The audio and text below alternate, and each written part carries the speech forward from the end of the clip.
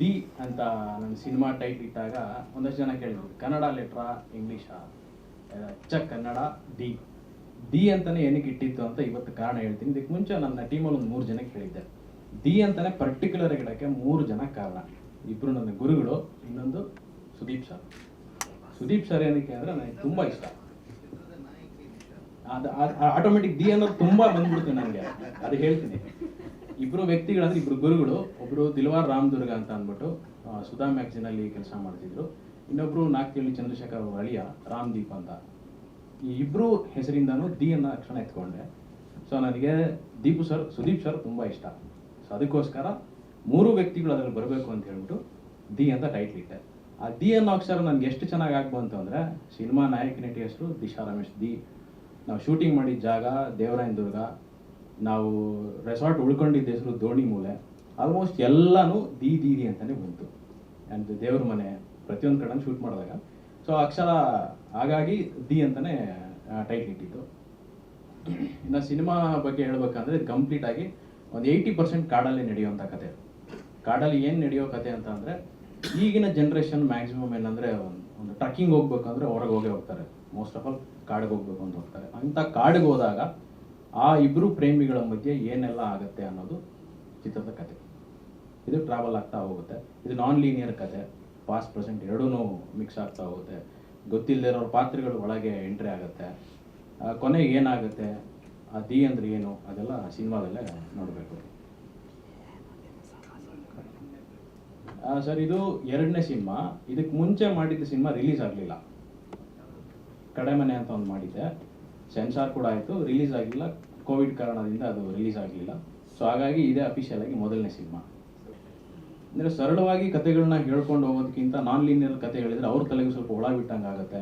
ನೋಡ್ತಾರೆ, ಕ್ಯೂರಿಯಾಸಿಟಿ ಹುಟ್ಟುತ್ತೆ, ಇದನ್ನ ಅವರೇ ಲಿಂಕ್ ಮಾಡ್ಕೋತಾರೆ, ಇದಲ್ಲ ಆಗಿದ್ದು ಅನ್ನೋದು. ಸೊ ಚಿತ್ರಕಥೆ ಬರಿಬೇಕಾದ್ರೆ ಅದನ್ನು ನಾನ್ ಲೀನಿಯರಲ್ಲೇ ಬರೆಯೋಣ, ಸರಳವಾಗಿ ಹೇಳೋದು ಬೇಡ, ಅದು ಸ್ವಲ್ಪ ಪಾಸ್ಟ್ ಪ್ರೆಸೆಂಟ್ ಎರಡೊಂದು ಮಿಕ್ಸ್ ಮಾಡ್ಕೊಂಡು ಬರೆಯೋಣ ಅಂತ ಅಂದ್ಕೊಂಡು ಬಂದಿದ್ದು.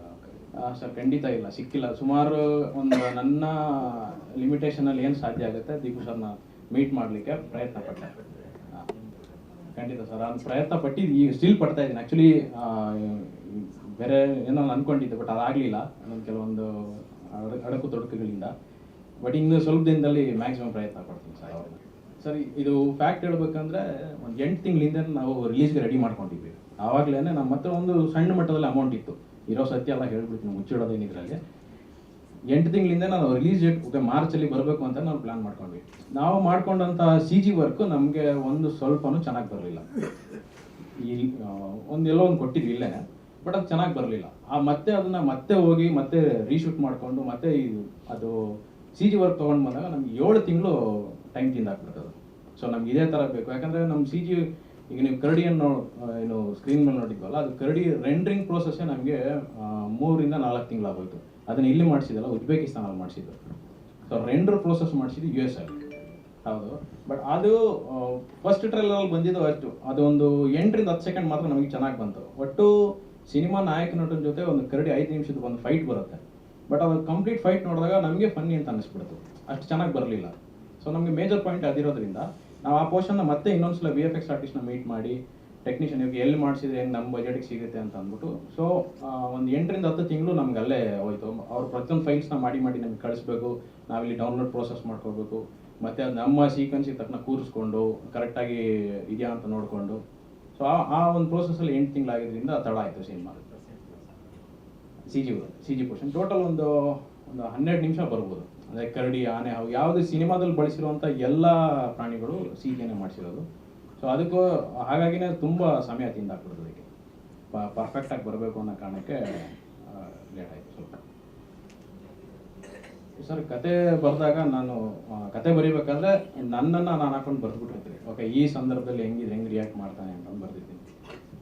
ಸಿನಿಮಾಗೆ ಮುಂಚೆ ಅಂದ್ಕೊಂಡಿದ್ದು ಬೇರೆಯವ್ರನ್ನ, ಬಜೆಟ್ ಕಾರಣಕ್ಕೆ ಅದು ಮತ್ತೆ ಡಿಲೇ ಆಗಿ ಕೋವಿಡ್ ಆದಮೇಲೆ ನಾನು ಸ್ಟಾರ್ಟ್ ಮಾಡ್ಬೇಕಂತ ಪ್ಲಾನ್ ಹಾಕೊಂಡಿದ್ದು. ಇದ್ದಂಥ ಒಂದಿಬ್ಬರು ಬೇರೆ ಪ್ರೊಡ್ಯೂಸರ್ಸ್ ಬೇರೆಯವರು ಅವರು ಈಗ ಮತ್ತೆ ನಾನು ಇನ್ವೆಸ್ಟ್ ಮಾಡೋಕ್ಕಾಗಲ್ಲ ಅಂಥೇಳಿ ಮತ್ತೆ ಅವರು ಹೊರಗಡೆ ಹೋದಾಗ ಮತ್ತೆ ನನ್ನ ಎಲ್ಲ ಸ್ನೇಹಿತರನ್ನ ಸೇರಿಸ್ಕೊಂಡು ಒಂದು ಸಣ್ಣ ಬಜೆಟ್ ಸ್ಟಾರ್ಟ್ ಮಾಡ್ಕೊಂಡ್ವಿ. ಸೊ ಅಲ್ಲಿ ಆ ಬಜೆಟ್ನ ಇವಾಗ ಇಲ್ಲೇ ಹಾಕ್ಕೊಂಡ್ರೆ ಒಂದು ಬಜೆಟ್ ಸ್ವಲ್ಪ ಕಮ್ಮಿ ಆಗುತ್ತೆ. ಸೊ ಬಿಗಿನಿಂಗ್ ನಾನು ಅಲ್ಲಿ ಬೀದಿ ನಾಟಕಗಳು ಅದು ಇದು ಸ್ವಲ್ಪ ಮಾಡ್ಕೊಂಡು ಸ್ವಲ್ಪ ನನಗೂ ಟಚ್ ಇದ್ರಿಂದ ಓಕೆ ಮಾಡೋಣ ರಿಹರ್ಸಲ್ ಮಾಡಿಕೊಂಡು ಒಂದೊಂದೇ ಪಾತ್ರಗಳಿಗೆ ಯಾರ್ಯಾರನ್ನ ಆಯ್ಕೆ ಮಾಡ್ಕೊಳ್ಳೋದು ಅಂತ ಸ್ಟಾರ್ಟ್ ಆಯ್ತು ಅಲ್ಲಿಂದ. ಸರ್ ಮಾತುಕತೆ ನಡೀತಿದೆ ಸರ್. ಅವಲ್ಲಿ ಫಸ್ಟ್ ಪ್ರಿಫರೆನ್ಸ್ ಏನು ಕೇಳ್ತಾರೆ ಅಂದರೆ ಹೀರೋ ಪೋಸ್ಟ್ ಬಾ, ಮಾತುಕತೆ ಒಂದು ಎಲ್ಲ ಆಗುತ್ತೆ, ಸಿ ಜಿ ಪೋರ್ಷನ್ ಚೆನ್ನಾಗಿದೆ ಅಂತ ಹೇಳ್ತಾರೆ, ಹೀರೋ ಹೊಸಬ್ರು ಇದ್ದಾರೆ, ರಿಲೀಸ್ ಮಾಡಿ ಆಮೇಲೆ ನೋಡೋಣ. ಸೊ ಈ ಕ್ವಶನ್ ಮುಂದೆ ಹೇಳ್ತಾರೆ. ಸೊ ಆಲ್ಮೋಸ್ಟ್ ಈಗ ಎಂಡಿಂಗ್ ಬಂದಾಗ ನಮ್ಮ ಬಳಿ ರಿಲೀಸ್ ಮಾಡಲಿಕ್ಕೂ ಈಗ ಸರ್ ಕೇಳಿದೀಗ ಈಗಲೇ ನಮಗೆ ಗೊತ್ತಾಗ್ತಿರೋದು ಅಂತ ಅಂದ್ಬಿಟ್ಟು ನಾವು ಬಜೆಟ್ ಈಗ ಪ್ರಮೋಷನ್ಗೆ ಅಂತ ಹೋದಾಗ ಅವ್ರು ಕೊಡೋ ಬಜೆಟ್ ನೋಡಿನೇ ಭಯ ಆಗ್ಬಿಡುತ್ತೆ. ಯಾಕಂದ್ರೆ ಅಷ್ಟು ದೊಡ್ಡ ಬಜೆಟ್ ಇರುತ್ತೆ. ತಪ್ಪು ಅಂತ ಹೇಳ್ತಿಲ್ಲ, ಯಾಕಂದ್ರೆ ನಮ್ಮ ಬಳಿ ಅಷ್ಟು ಇರಲ್ಲ ಎಂಡಿಂಗ್ ಮೂಮೆಂಟಿಗೆ ಬಂದಾಗ.